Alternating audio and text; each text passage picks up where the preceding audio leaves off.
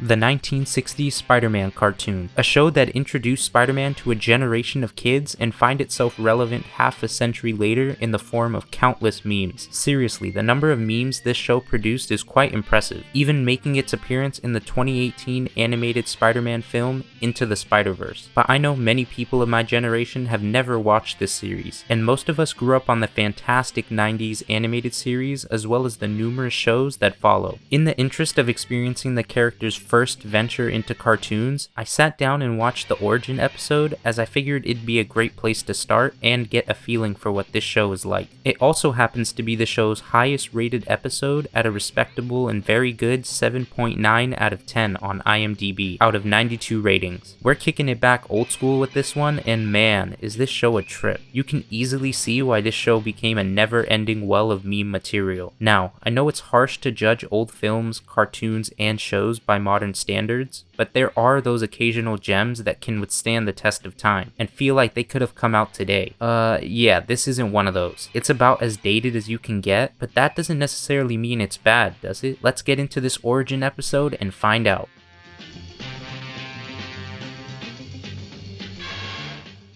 Airing on September 14, 1968, the story begins by establishing Peter Parker as the lovable, dorky bookworm, who without hesitation declines an opportunity for a date in favor of attending a radioactivity demonstration from his professor. Peter heads on over to the lab, and we see the classic moment. The scientists start the machine, and as the nodes flare with radioactive currents flowing between them, a spider descends right into it and is imbued with radioactivity and falls on Peter's hands. That spider bites Peter, and he flicks it off. Soon, Peter starts to feel dizzy and heads out of the demonstration. As he walks out and assesses the strange feelings he's having, we get our first taste of a trope in this series, the reused assets. My god, are there so many reused assets. I know animation has many reasons for using them, but at this constant of a rate, it's just hard not to laugh. We see Peter walk like this numerous times, and this flexing of the hands is done over and over. While trying to figure out what's going on, Peter accidentally butts into this stranger who then punches him in the jaw. Maybe a slight overreaction, but who's to judge? However, to everyone's surprise, Peter doesn't flinch at all, and as he brings his hand back in preparation for a punch, he accidentally breaks a lamppost with his incredible newfound strength. The former tough guy bolts off, and then Peter dodges an oncoming car, similar to the comics. And would you look at that, more of the same walking. As he makes it home,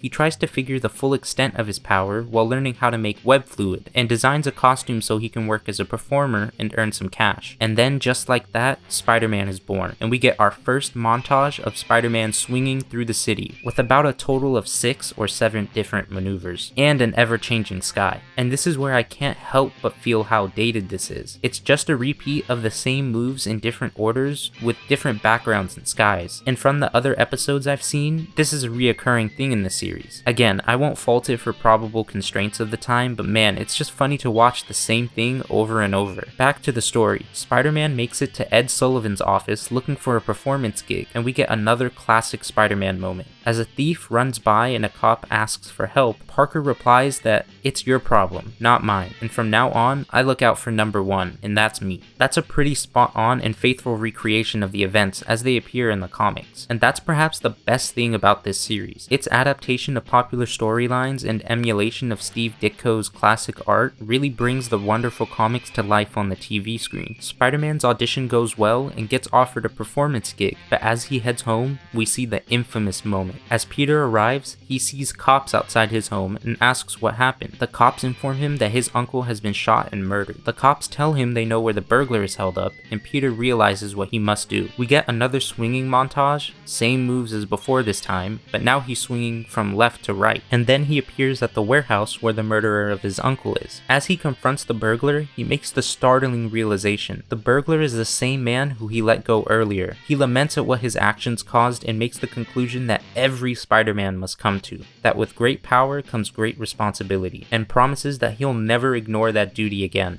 This scene really reminds me of the scene in Sam Raimi's first Spider-Man film, which I guess is to the credit of that movie, which did a great job of capturing the atmosphere around this pivotal moment. And the cartoon delivers in this scene as well, showcasing a distraught Peter who realizes the role he played in his uncle's death. and vowing never to make such a mistake as ignoring his responsibility again. And finally, the show ends with a final swinging montage with some hilarious moments, like right here. Did he just stick to the sky? There's no buildings there. Whatever. The narrator signs us out and the episode concludes. And as I finish the episode, I'm overwhelmed with various thoughts. The show is a faithful adaptation of the character and truly is like Spider-Man coming off the panels, but man, does it not hold up today. If you watch this with modern eyes, you will not be able to stand it. But if you can watch it with the lens that this was made in the 60s, you can have a great time. You'll laugh and find the memes and see just a different version of the friendly neighborhood Spider-Man we all know and love, and who meant a lot to a generation of fans. I think there's a lot of charm and enjoyment to be had, but you have to go in with the appropriate mindset. I personally enjoyed it, and while I found the reused assets amusing, I kinda knew what I was going into, so it didn't detract much from the overall experience. I think passionate Spidey fans should check it out, if for nothing more than to see some Spidey history. It may sound like I was nitpicking and ragging on some of the old